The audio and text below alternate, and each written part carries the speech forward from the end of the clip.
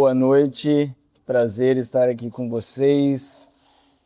Tem vários rostos novos que eu não conheço, mas que bom saber que o Senhor tem dado a sua graça a essa congregação, trazido pessoas, e é Ele que faz isso, né? Nós sempre ficamos confiantes naquilo que Ele faz, apesar das lutas que essa congregação já passou.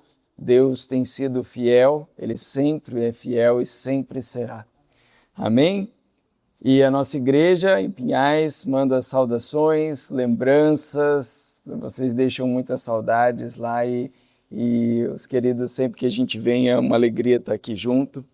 Muito bem, amados, que prazer estar aqui com vocês. Nós vamos continuar hoje o Sermão do Monte, então nós ainda temos 3 bem-aventuranças que faltaram, aqueles que não estiveram, acho que eu devo ter vindo aqui uns 2 meses atrás, mais ou menos, por aí.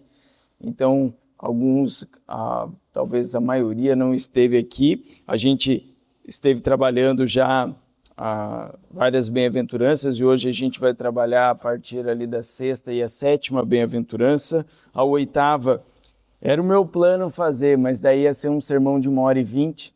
Eu falei, acho que as nossas crianças, né, é mais difícil, vamos deixar para outra, não tem problema. Foi a mesma coisa que eu fiz em Pinhais, lá eu tinha feito todo esboço, né? Daí quando eu cheguei, eu vi que faltavam uns minutinhos, eu falei, irmãos, a última bem-aventurança fica ainda para outra, tá? Então aqui eu já vou trazer só 2, que a gente tem bastante trabalho já com essa porção da palavra do Senhor, bastante coisa para a gente garimpar aqui, é muito rico. Queridos, então vamos lá, por gentileza, Mateus capítulo 5. Enquanto você vai abrindo lá, o Sermão do Monte, meus amados, é uma doutrina para os seguidores de Jesus. Ele foi escrito para crentes, para os cidadãos do reino dos céus. É para eles que eles foram escritos. E o Sermão do Monte, uma das pregações mais famosas do Senhor Jesus, ela está apontando uma ética que vai ser totalmente cumprida no reino de Cristo. Esse reino que nós aguardamos a sua consumação. Mas, daí você deve estar pensando, tá bom, então lá no reino a gente faz isso aí. Não. Você é chamado para viver como cidadão do reino já, ainda que nós aguardamos a consumação do reino. É o famoso já, ainda não. Capítulo anterior, no versículo 17, aqui em Mateus 4,17, Jesus diz, arrependei-vos, porque é chegado o reino dos céus. Então o Senhor Jesus está nos chamando a vivermos desde já como cidadãos que aguardam a consumação do reino. E o Sermão do Monte vai responder algumas perguntas importantes, mas basicamente 2. Que tipo de justiça é exigido no reino dos céus? E como nós devemos viver uma vez que nós aguardamos a manifestação desse reino? É interessante, o Sermão do Monte, o Senhor Jesus inicia falando sobre 8 bem-aventuranças. E bem-aventurado aqui, querido, você pode pensar termos correlatos aí como feliz ou abençoado. Mas não pense que seria como uma felicidade efêmera, algo que é passageiro. Quando o Senhor Jesus usou esse termo, lá com aquelas pessoas, elas pensaram num tipo de felicidade inalcançável. Algo sublime, que te dá uma saciedade, que você não precisa de mais nada.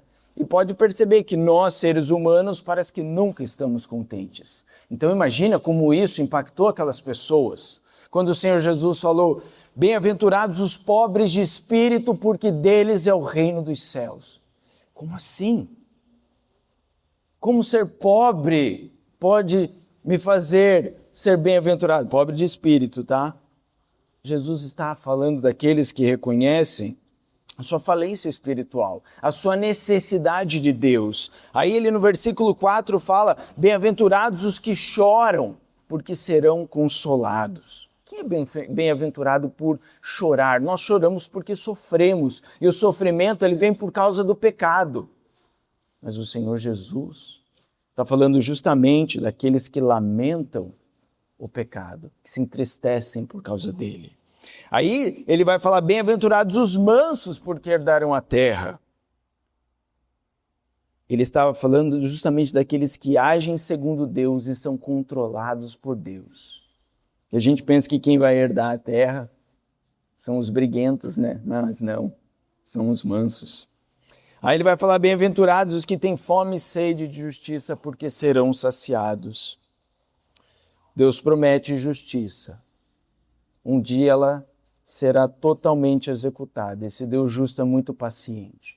E a primeira justiça que você deve pensar é na sua própria vida. A justiça de Cristo imputada em você. Bem-aventurados os misericordiosos, porque alcançarão misericórdia. São aqueles que foram perdoados pelo sangue de Cristo. E por eles entenderem o perdão dos seus pecados, de todos os seus pecados, o que eles fazem? Eles imitam aquele que o perdoou de todos eles. Eles perdoam.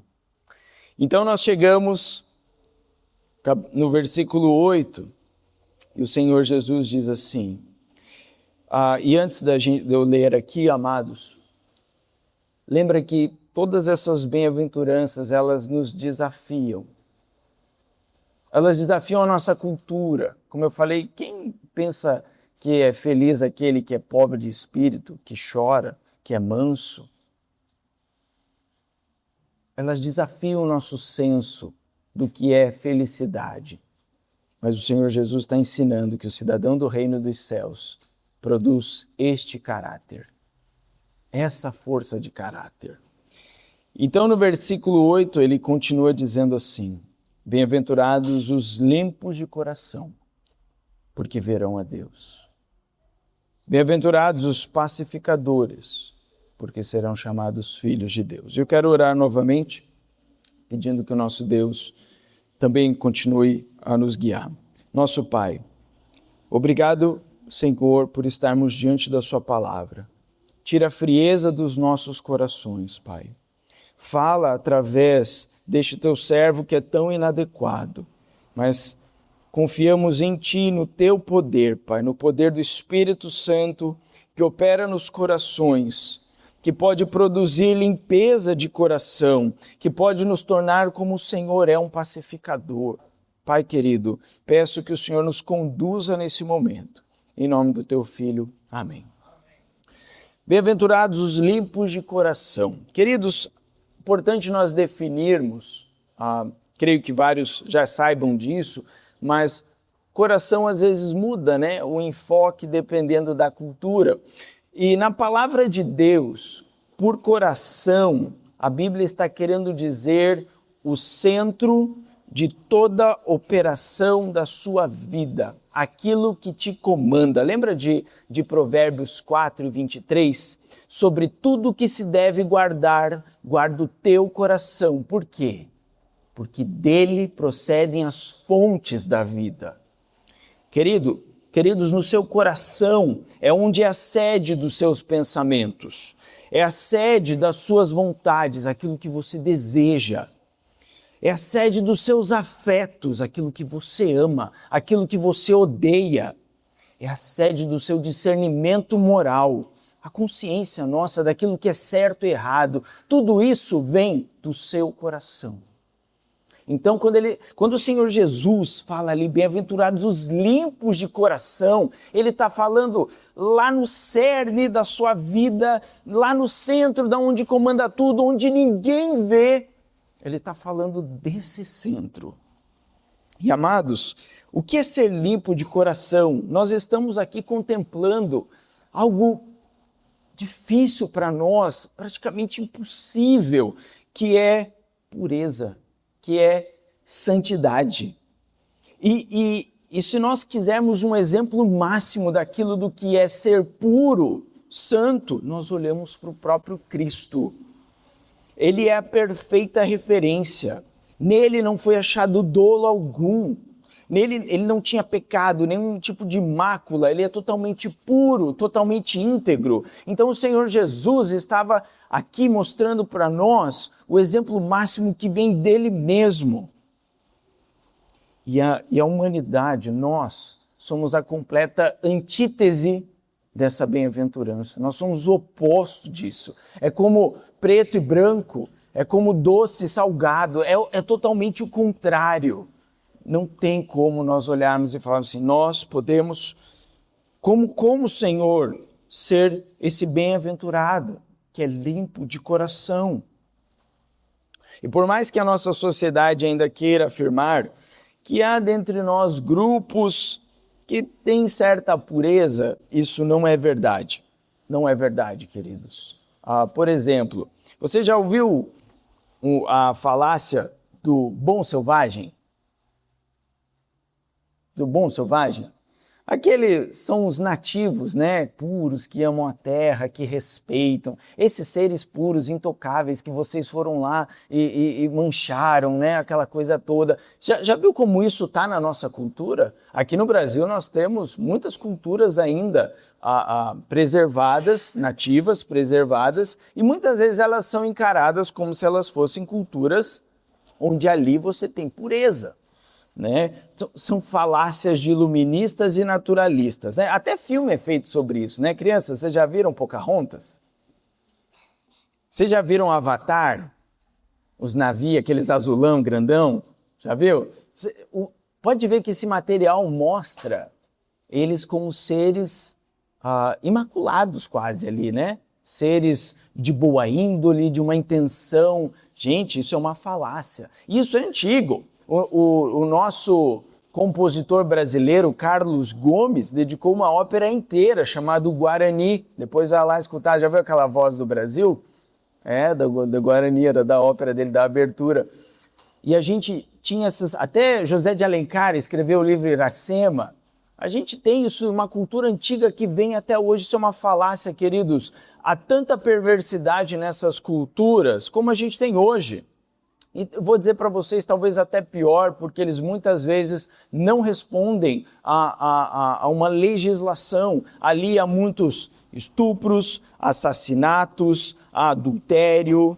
Para vocês terem ideia, dentro de uma dessas tribos que nós tínhamos aqui, foi filmado crianças sendo enterradas vivas porque elas não desenvolveram algum tipo de mecanismo que seria próprio da idade, como a fala, por exemplo. Crianças que poderiam ter alguma deficiência, coisas desse nível, queridos. Não tem pureza em lugar nenhum. Isso é uma mentira. Ou também o mito das criancinhas que são puras, né? Provérbios 22:15 diz que a tolice está ligada ao coração da criança, mas a vara da disciplina afastará dela.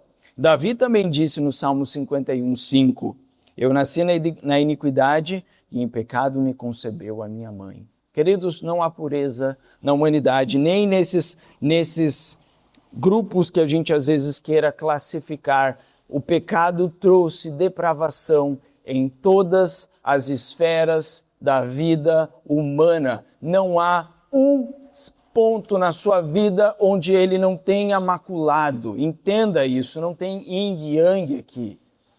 Nós somos depravados. Essa é a verdade.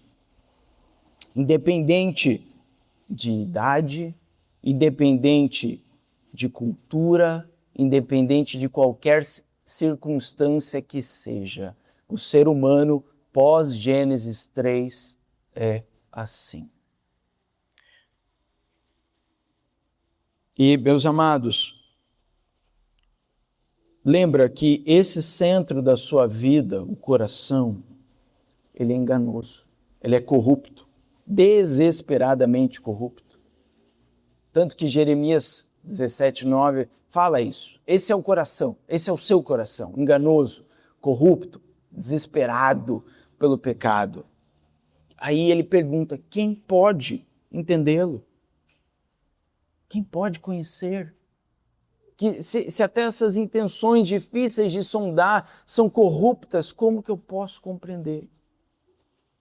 O Senhor Jesus quando também foi indagado sobre costumes, e o pessoal discutindo, né, o lavar das mãos, se aquilo contaminava ou não, e ele disse lá em Marcos 7, de dentro do coração da pessoa é que vem os maus pensamentos. Da onde que vem?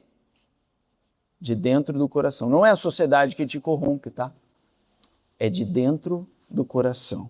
Vem os maus pensamentos, imoralidade sexual, roubo, homicídio, adultério, cobiça, perversidade, engano, paixões carnais, inveja, calúnia, orgulho, insensatez. E a lista não é para ser exaustiva.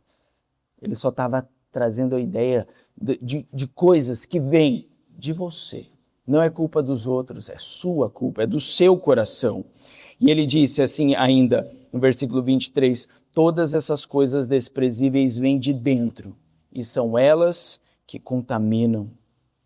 Queridos, meu amado, você pode ter entrado aqui com uma boa aparência, um comportamento bem adequado, inclusive, falas cuidadosas, uma atitude bem apropriada, mas isso não significa que o seu coração esteja limpo. Isso não significa. Você sabe o que se passa nos seus pensamentos. Você sabe quais são os seus desejos.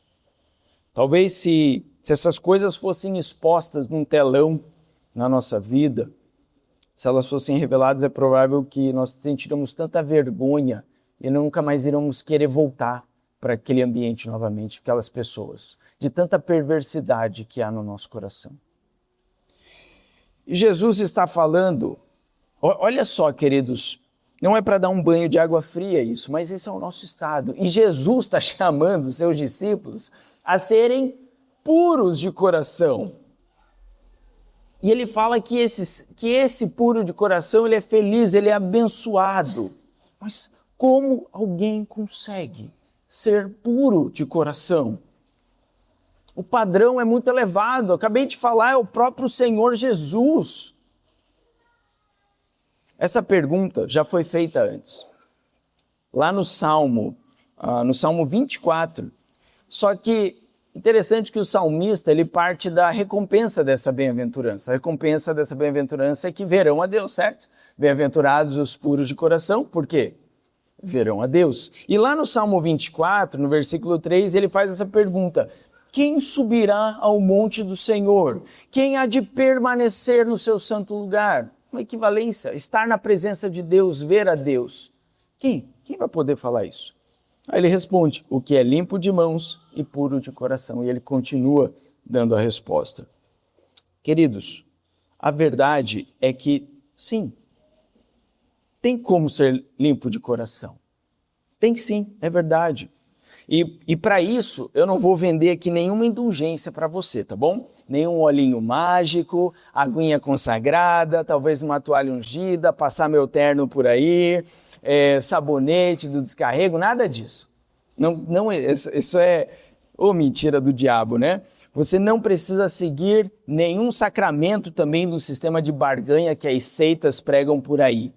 Começa de um jeito que não depende de mim e nem de você. Ezequiel 36, Deus prometeu purificar o seu povo e colocar dentro dele um espírito a fim de que esse povo pudesse andar nos seus estatutos, guardar os seus juízos. E Deus prometeu ali para eles que esse povo ia pertencer verdadeiramente ao Senhor. Mas vocês lembram do ponto de partida de Ezequiel 36? Deus prometeu a partir do ponto em que ele ia tirar aquele coração de pedra e dar um coração de carne. Parte daí. É assim que nós podemos, sim, batalhar pela pureza do coração. É com a obra de Deus nas nossas vidas. Na nossa natureza, naquilo que nós somos sem o Senhor, é depravação. É impureza. Mas com o Senhor dando esse coração de carne, nós podemos. Lembra o Sermão do Monte? Ele é para crentes. O Senhor Jesus está falando com crentes aqui. E, queridos, tinham muitos Não tinham só os discípulos dele, tinha uma multidão enorme ouvindo aquilo. E aquilo era um testemunho para aquelas, era um choque para aquelas pessoas, aquilo. E eu ouvi uma vez um crente dizendo assim: Deus não foi o único que quis me reformar. Ele não foi o único que quis dar um jeito em mim. Aliás, ele foi o único que não quis dar um jeito em mim. Ele me deu um novo coração. Queridos, o Evangelho do Senhor Jesus, ele não quer fazer ajustes na nossa vida, remendos, para que você fique com uma aparência melhor, com um linguajar mais adequado, atitudes. E isso é reflexo da pureza. Coisas assim vão vir por ser reflexos da santidade na nossa vida. Mas o Senhor quer novidade de vida. Ele quer novo nascimento. Ele quer nova natureza, uma nova disposição. Coração totalmente novo, inclinado a Ele. Então a pureza, queridos, que é tão bela, que é uma característica de Deus. Deus é totalmente santo. Esse é um atributo de Deus e tudo que Ele faz, tudo que Ele é santo. Isso é forte demais. E queridos, isso é tão bonito, mas nós estamos no contraste disso. E o que Deus faz? Ele se achega a nós e nos dá um coração novo, opera sua regeneração, produz a fé salvadora baseada na obra de Cristo lá na cruz. É assim que nós podemos batalhar pela pureza. E você sabe muito bem, todos aqui sabem, é muito fácil eu fingir um tipo de pureza que está no coração. Eu posso maquiar, posso enganar pessoas facilmente. Nós podemos comprar uma série de atitudes e comportamentos, linguajar, estética, mas essas coisas, novamente, não significam ter um coração puro. Nós precisamos de Cristo. Talvez nós deveríamos fazer a oração do salmista, lá no Salmo 51:10, quando ele diz: cria em mim, ó Deus, um coração puro e renova dentro de mim um espírito inabalável. Davi, naquele salmo, ele estava confessando um pecado grosseiro de adultério, assassinato. E ali como que alguém, depois de fazer algo assim, pode pedir para que Deus criasse nele um coração puro? Colocasse nele um espírito, uma fé confiante que não se abala diante das circunstâncias. Como? Porque é Deus quem faz a obra. Não sou eu e nem você. É Deus. Davi fez o certo. Ele correu para Deus e pediu para que Ele criasse nele isso. Por isso, amados, devemos pensar nisso todos os dias. Falar: Senhor, me ajuda nesse dia, ter um coração puro, cria em mim esse coração e renova dentro de mim um espírito inabalável. Queridos, é só pela iniciativa criadora do nosso Senhor, Ele pode te dar a disposição de pureza e santidade. Lá de onde procedem as fontes da vida. Lá. É Ele que faz isso. E é muito interessante porque a gente tem muitas pessoas sinceras, né? Mas tanto a sinceridade quanto a integridade até certo ponto, ela não é suficiente em si mesma. Um homem pode estar até sinceramente certo, assim como ele pode estar sinceramente errado. Você lembra dos sacerdotes de Baal? Lá no Monte Carmelo, tá? Elias contra, se eu não me engano, 600 sacerdotes de Baal. 400? Quanto? 200, obrigado. Ó, já estou aumentando o número aqui, obrigado, querido. Está lá ele contra aquela multidão de sacerdotes e, né, eles tinham que providenciar um feito milagroso, né? O altar tinha que ser consumido com fogo, mas não um fogo produzido por eles. Aquele Deus teria que mostrar. E ali, óbvio, Baal não é Deus. É uma figura mitológica criada conforme o desejo humano, como toda a mitologia é. E óbvio que não aconteceu nada. E o que aqueles sacerdotes começaram a fazer? Vocês lembram? Vocês lembram o que eles começaram a fazer? Eles começaram a se flagelar. Eles começaram ali a rodear. Eles estavam sinceramente errados. Olha só que interessante. Mas eles estavam se flagelando. Você acha que ele acreditava naquilo ou não? Acreditavam. Senão, a não ser que eles fossem muito loucos, né? Para estar fazendo aquilo, se autoflagelando, para ver se aquele Deus ouvia. E Elias até começou. Elias também não ajudou, né? Começou a tirar um sarrinho deles, né? Se vocês falarem mais alto aí, né? Talvez esteja dormindo. Então, né? Tá muito baixinho, né? Queridos, podemos estar sinceramente errados. Ouça isso. Os puros de coração são aqueles que com toda a sinceridade são guiados pelo conselho de Deus. Os puros de coração, eles são sinceros, mas a sinceridade deles é guiada pelas Escrituras. A fé não fingida, ela adere, sabe ao quê? A sã doutrina. É ali que ela vem. São as pessoas que purificaram a sua alma, sabe aonde? Lá em 1 Pedro 1,22 vai falar. São as pessoas que purificaram a sua alma na obediência à verdade. É ali, queridos, que você pode ser puro de coração. Não espere um feito mágico. Você precisa se debruçar a palavra. O Senhor vem e opera, Ele te dá um coração novo, novas disposições, mas Ele chama você a se submeter à sua palavra.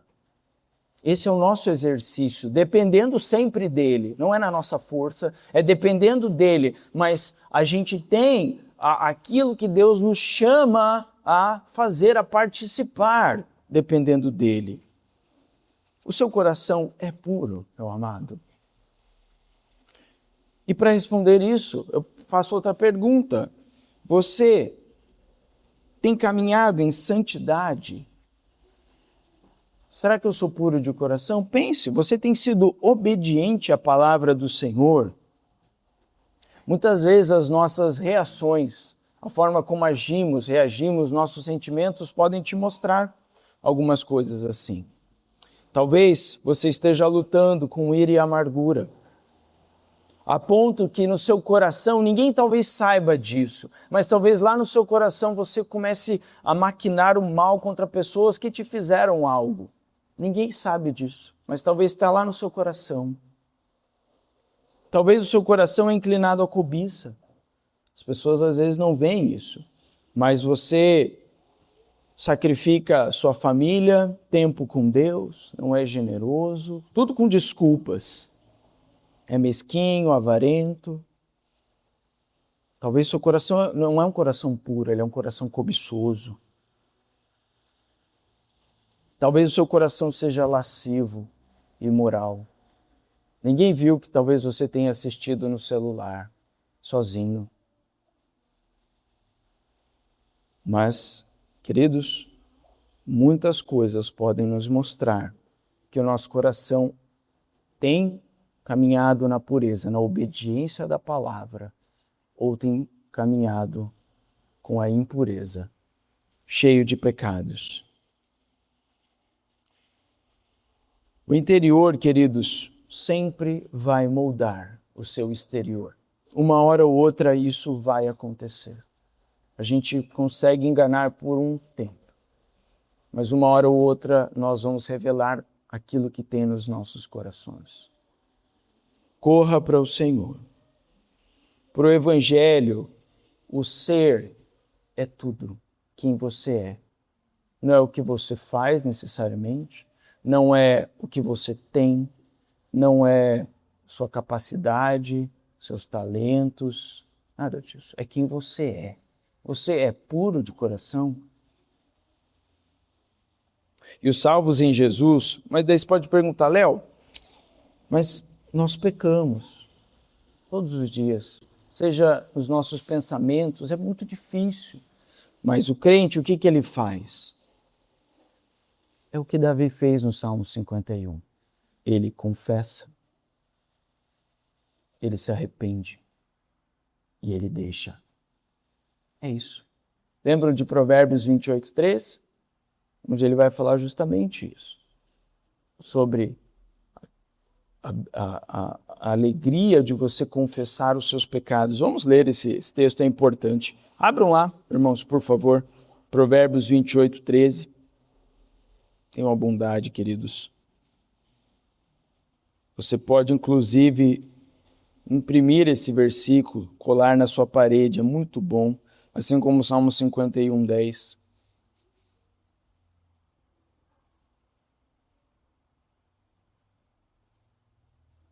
Provérbios 28, 13. Vamos ler também o 14, tá? Diz assim: quem encobre as suas transgressões jamais prosperará, mas aquele que as confessa e abandona alcançará misericórdia. Feliz é aquele que sempre teme o Senhor, mas o que endurece seu coração cairá em desgraça. Meus amados, nós pecamos, nós falhamos. Mas o que você tem feito diante do pecado? Quando o Senhor Jesus falou em pureza de coração, a gente não entende isso como um estado de perfeição. Perfeito é Ele. Nós um dia vamos viver essa pureza de coração, total. Agora não conseguimos, nós carregamos a carcaça podre, chamado carne, que a gente não consegue tirá-la. Mas o Senhor te deu uma nova natureza, você não tem duas, você só tem uma. A velha natureza, ela não existe mais. Ele te deu um novo coração. Não tem mais o de pedra e o de carne junto, só tem o de carne. E é a partir disso que ele te dá as condições de caminhar então em pureza. Mas nós precisamos ter esse exercício. Confessar e abandonar. Confessar e abandonar. Isso tem que ser frequente nas nossas vidas. Todos os dias. Como está o seu coração? Isso é uma batalha que nós vamos ter que perguntar todos os dias. Não acorde um dia, querido, meu amado, sem estar preocupado com o seu coração. Não levante da cama em um momento pensando que vai dar tudo certo, simplesmente se você deixar no piloto automático. Guarda o teu coração, porque dele procedem as fontes da vida. E a graça é que o nosso Senhor é misericordioso. Ele perdoa pecados. Ele perdoa. Ele sempre fez isso. E se você não é um cristão, você não é crente em Cristo Jesus, vai ser impossível ter um coração puro. Não quero te ofender, mas eu preciso ser verdadeiro ao falar isso. Não tem como. Porque somente o Senhor, com a disposição dele de te dar um novo coração, pode fazer isso.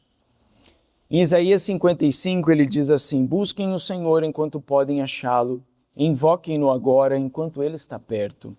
Que os perversos mudem de conduta e deixem de lado até mesmo a ideia de fazer o mal, que se voltem para o Senhor, para que ele tenha misericórdia deles. Sim, voltem-se para o nosso Deus, pois ele os perdoará generosamente.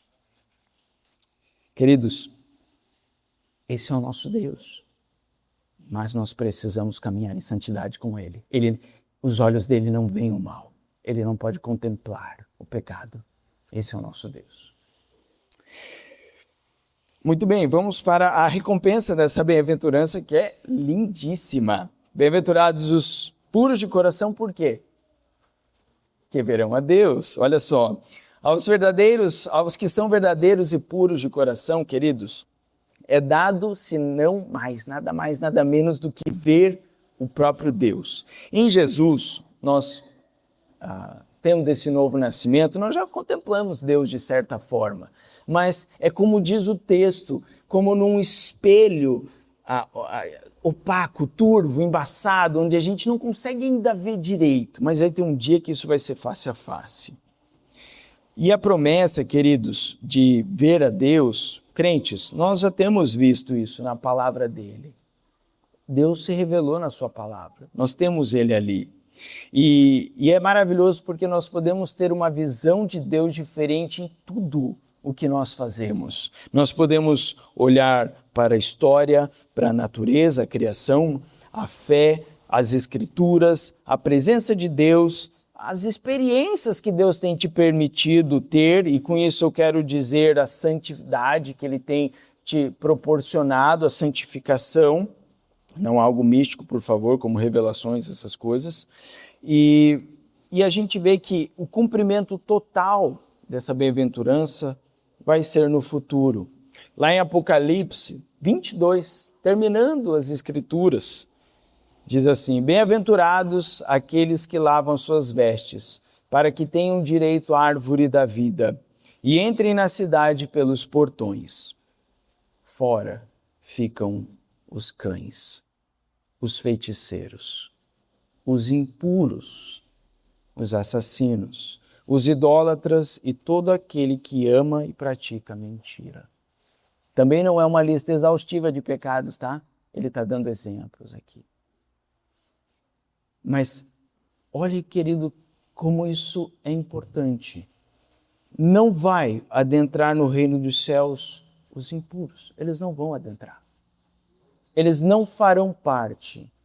Deus não pode contemplar o mal. Também em Hebreus 12:4, ele chama a nós. Busquem a santidade ou a santificação, sem a qual ninguém verá o Senhor. Queridos, nós não podemos brincar com isso. Então, meu amado, crente no Senhor Jesus, confesse os seus pecados e abandone. Ande em santidade, porque são bem-aventurados os puros de coração, porque eles verão a Deus. Amados que não conheceram o Senhor ainda, clamem a Ele, porque Ele é rico em perdoar e Ele é generoso. Ok? Muito bem, vamos para os pacificadores agora, mais uma bem-aventurança. Bem-aventurados os pacificadores, por quê? Serão chamados filhos de Deus, olha só. Sabe que o nosso mundo, meu amado, ele precisa muito de pacificadores, né? E eu vou ter que dizer para vocês que o pacificador dessa bem-aventurança, ele é diferente muitas vezes do que a gente imagina sobre o que é ser um pacificador. Culturalmente, a gente tem uma ideia muito fraca do que é pacificação, uma ideia muito superficial. E só dando alguns dados para vocês, em todas as guerras que, não todas, mas se a gente considerar os grandes conflitos desde 3600 a.C., lá no Egito Antigo, a gente pode ter até hoje conflitos país contra país, conflitos armados, guerras civis em escalas grandes, quase 13.600 guerras em toda a história humana. Só na Segunda Grande Guerra Mundial, morreram 70 milhões de pessoas. Alguns historiadores falam em 85 milhões. E com certeza o século XX foi o mais sangrento de toda a história, com altíssimo número de mortos e conflitos, com mais de 200 só nesse século. Agora, eu estou falando de conflitos armados, tá? Guerras, país contra país. Se eu fosse aqui somar ceia de Natal e Ano Novo, a gente já teria estourado esses números, tá? Os conflitos do lar, do dia a dia. Mas só alguns dados para a gente ter. Queridos, e na história humana, a gente sempre teve os ativistas. Talvez no nosso tempo ainda tenham mais ativistas em prol da paz mundial. Mas você percebeu que nunca deu certo? E eu tenho que dizer para você, não está dando certo até hoje. A turma da Greta pode confirmar isso para vocês depois, dá uma olhadinha. E nunca vai dar. Ô, Léo, que isso? Desanimar a gente desse jeito. Desse jeito não vai dar, que a gente tem, não vai dar. Porque o mundo precisa, sabe do quê? De verdadeiros pacificadores. E, meu amado, entenda, nas Escrituras o pacificador não tem nada a ver com uma disposição natural. Não, ele é um pacificador nato. Ele tem jeito para isso. Não, não existe isso. Ser um pacificador significa ser um promotor da paz entre os homens a partir, sabe da onde? Olha a beleza disso aqui. A partir da paz entre Deus e os homens. Nós não podemos buscar paz sem Deus. Essa é a grande verdade. Jamais houve paz sem Deus. A história mais que provou isso. Somente Cristo pode trazer paz a esse coração briguento, guerreiro, guerreiro no sentido, né, não no bom sentido que a gente pensa, né, o cara é guerreiro, não, mas no sentido de conflito, de briga, de guerra, dos entraves aí que vem. Queridos, só Cristo pode trazer paz ao coração dos homens. Então, o pacificador, ele em primeiro lugar é alguém que foi reconciliado com Deus. Lembra de Romanos 5:1? Ele fala da reconciliação. A paz não é obtida sem reconciliação com o Senhor, ela é um fruto disso. Ela é uma consequência.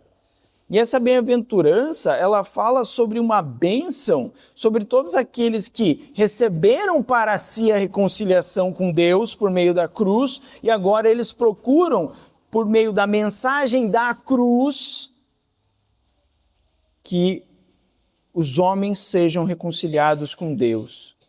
Por isso que eles falam, bem-aventurados os pacificadores, porque serão chamados filhos de Deus. Mas calma que eu ainda vou chegar na recompensa. Queridos, os pacificadores genuínos são todos aqueles que o líder é o Deus da paz, que aspiram em viver em paz com todos os homens, que proclamam o evangelho da paz, que as suas vidas são moldadas em harmonia com o príncipe da paz. Não tem reconciliação sem Deus.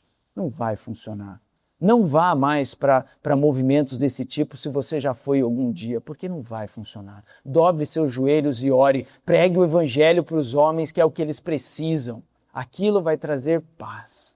Não estou dizendo que a gente não pode participar, tá bom?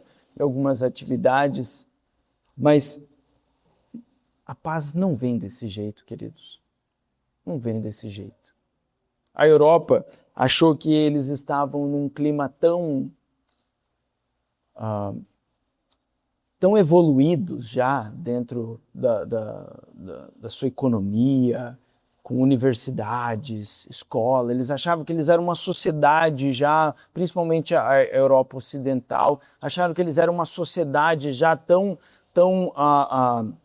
quase que perfeita. Isso era século XIX. No século XX, eles conseguiram provocar as 2 maiores guerras mundiais no intervalo de 20 anos. Não tem paz sem Deus. E atualmente nós temos visto, né? Mais conflitos. E queridos, vocês não fazem ideia, ou talvez façam, eu não faço ideia do tanto de conflito que tem armado por países pequenos, que a gente não ouve falar, porque não tem interesse econômico sobre eles. Outros na África, na Ásia, aqui na própria América, coisa que a gente nem ouve falar, mas que está ali em guerra, em batalha o tempo todo. E meus amados, também nas Escrituras o pacificador não é um indivíduo complacente, tá bom? A ponto que ele perde o senso de justiça e retidão, confundindo paz com tolerância moral. Não, para eu ter paz eu preciso ter algumas aberturas, né? Algumas concessões, né, para que a gente tenha paz. Queridos, o evangelho da paz é o evangelho do Cristo crucificado, onde Cristo teve que pagar pecados. Ele não os varreu para debaixo do tapete. Nunca tente vender um tipo de Jesus hippie que faz concessões, que faz permissões diante do pecado. Esse não é um pacificador. Isso é uma pessoa que é complacente. É isso. Mas um pacificador não é isso. Para nós sermos reconciliados com Deus, custou o sangue de Cristo. Custou Ele pagar os meus pecados. Custou Ele pagar os seus pecados. O preço foi altíssimo, custoso, foi doloroso. Lembra de Isaías 53:5? Diz que Ele foi traspassado por causa das nossas transgressões e esmagado por causa das nossas iniquidades. O castigo que nos traz a paz, olha isso, o castigo que nos traz a paz estava sobre ele e pelas suas feridas fomos sarados. Jamais nós podemos ignorar isso. A paz não é concessão para os pecados. Não é assim que o reconciliador funciona, ok? E nas Escrituras, o pacificador também não é uma pessoa que busca a paz a qualquer preço ou evita conflitos, custe o que custar, né? Somando a isso que a gente falou. Muitas vezes as pessoas querem paz mundial, mas ele não sabe nem se dar bem com a sogra dele. Quer paz mundial, mas os irmãos vivem em guerra. A casa poderia até ser chamada de coliseu, em vez de casa, né? Porque ali o UFC, vamos trazer mais moderno, né? O UFC, alguma coisa assim. Queridos, às vezes a gente quer paz para os outros, mas como está a paz? Primeiro no seu coração. Você é um reconciliado com Deus? Como tem sido a paz no seu lar? A paz com a sua família? Lembra que a Bíblia não nos chama a deixar o sol se pôr sobre a nossa ira, nem dar lugar ao diabo. Ele nos chama a reconciliar. Não é para você guardar, ficar dormindo um virado de um lado, outro para lá, ou em outro quarto, no sofá. Não. Nós somos chamados a reconciliar. E no nosso lar também. Ser um pacificador é trazer reconciliação. E nós, pastor, estou com dificuldade de resolver conflitos. Você já foi para a cruz para resolver seus conflitos? Porque é ali que Cristo resolve o problema da nossa pacificação. Não tem outro lugar para você ir. Comece indo para lá, porque ali você encontra perdão. Ali você encontra como perdoar. Então, o pacificador, ele não evita conflitos. Sabe aquela falácia? Aquela falácia, como que ela é? Calma aí, meu, só deixa eu me lembrar. O tempo cura todas as coisas. Isso é mentira. O tempo só cria amargura de coisas não resolvidas. É isso que ele faz. Deixa para lá que isso se resolve sozinho. Não resolve. Não resolve. Nós precisamos ser pacificadores, e pacificadores não ignoram problemas, não fazem concessão para esses problemas, mas eles buscam a resolução deles por meio do Evangelho, da própria reconciliação que nós temos com Deus. Eu assisti uma série uma vez, não sei se vocês já viram, chama This Is Us. Alguém já viu? Já viram essa série? Alguém me indicou, né? Eu e a minha querida esposa, nós temos a dificuldade de assistir coisas juntos. Porque eu gosto de filmes dramáticos, né? Aquela coisa. E ela gosta de coisa mais leve, né? E a gente tem dificuldade, né? Principalmente esse filme de Natal, falar, ai, Senhor amado, né? Mas ela também fala, você gosta desse filme? É muito triste isso aí, né? Mas, enfim, de vez em quando a gente consegue, né, querida, bater o nosso tico e teco para assistir alguma coisa juntos.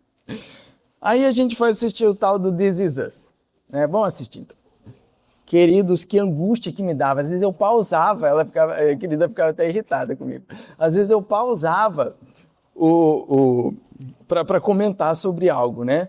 E eu quero ressaltar algo dessa série que tem a ver com essa bem-aventurança. E a história gira em torno de uma família, né, os Pearson, e me dava uma angústia ali, né? Porque basicamente eram problemas que eles tinham, a ideia era retratar, né, os anos dessa família. Só que, meu Deus do céu, eles só aumentavam e complicavam os problemas. Se você assistiu, você tem que concordar comigo que isso acontecia. Eles só complicavam as coisas, gerando ira, ou eles ignoravam. Só que, pelo menos o roteirista foi honesto, né? Porque eles ficavam tudo amargurados depois. Pelo menos ele fez isso, mostrando que isso acontecia. São várias temporadas mostrando ali os conflitos de uma família, no mínimo, mal resolvidos, que davam ira, traição, divórcios, vícios, falta de perdão, amargura, egoísmo, resoluções inúteis, desastrosas, e aí vai. A série era até otimista, porque ela suavizava todos esses problemas. No mundo isso é muito pior.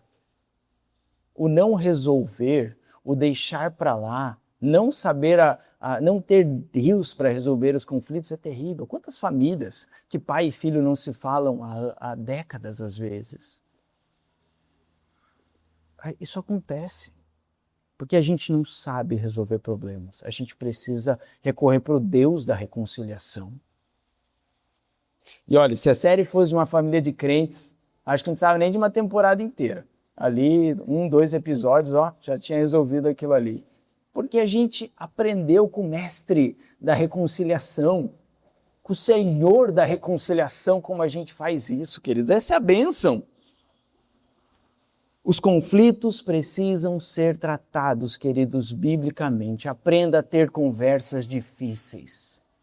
Aprenda. Não fuja dos seus problemas, mas tenha as conversas difíceis, doa quem doer. O tempo não vai curar nada, deixar para lá só vai criar ira e amargura.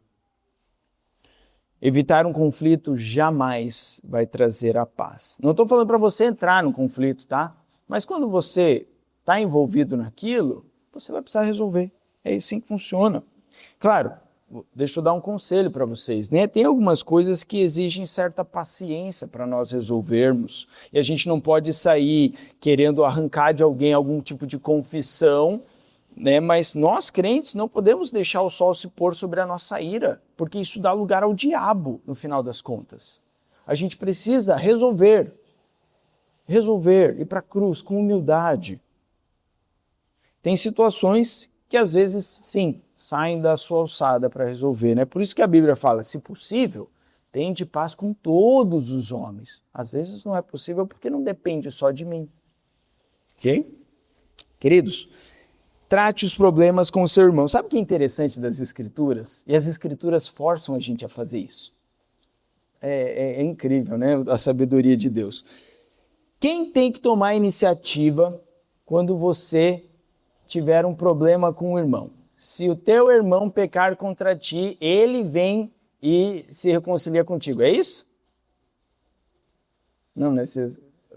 Alterei o verso, né? Se teu irmão pecar contra ti, vai até ele. As Escrituras, é ótimo se a pessoa vier fazer isso. Não é proibido, é ótimo, muito bom. Mas às vezes isso não acontece. Muitas vezes isso não acontece. E você vai precisar ir lá, com o espírito de um reconciliador, para ganhar esse irmão, para que ele volte para os caminhos do Senhor. Olha só, queridos, você é chamado, mas aí você pode perguntar assim, mas que injusto isso, o cara errou contra mim e eu ainda tenho que ir até ele, né, para ficar... Queridos, quem que tomou a iniciativa da sua reconciliação com Deus? Foi você? Foi você que chegou lá, Senhor, quero dizer que eu tenho 13 bilhões de pecados até aqui na minha vida, que eu preciso confessar ao Senhor. São todas essas listas aqui de pensamentos impuros, essa vez aqui que eu cobicei. Foi ele, a iniciativa foi dele. Ele foi lá e perdoou os seus pecados. Ele foi lá e te trouxe para perto dele. E ele está te chamando para fazer a mesma coisa com aqueles que te ofendem. Ser um pacificador é promover a paz pelos meios de Deus, queridos. E são perfeitos. Começa lá na cruz de Cristo, que é o grande ponto da reconciliação. Você está pacificado com Deus? Qual a sua situação hoje? Você tem questões a tratar com pessoas, talvez familiares, amigos, irmãos, que você precisa resolver? São coisas que dependem de você, não saíram dessa tua alçada? Use a cruz para isso, vá até ela. Ali a gente encontra como perdoar, ali a gente encontra como pedir perdão. E a recompensa, muito bonita, para variar. As recompensas das bem-aventuranças são a coisa mais linda, uma melhor do que a outra. A recompensa é que serão chamados filhos de Deus, bem-aventurados os pacificadores. Chamados aqui no texto grego traz uma ideia de uma declaração pública. Vocês já viram alguma declaração pública? Alguém falando em praça pública, alguma coisa? Eu lembro quando fizeram um testamento, né? E daí a advogada tinha que ir lá no cartório e anunciar publicamente aquilo, fazer uma declaração. Tinha um monte de pessoa que nem sabia o que estava acontecendo ali, mas a lei exigia que aquilo fosse feito publicamente. Tinham que ter testemunhas ouvindo aquilo. Daí a pessoa começou a ler aquela declaração. Aí todo mundo parou, ele olhou, né? É essa ideia aqui, de reconhecer de forma oficial, atribuindo, sabe o quê? Identidade.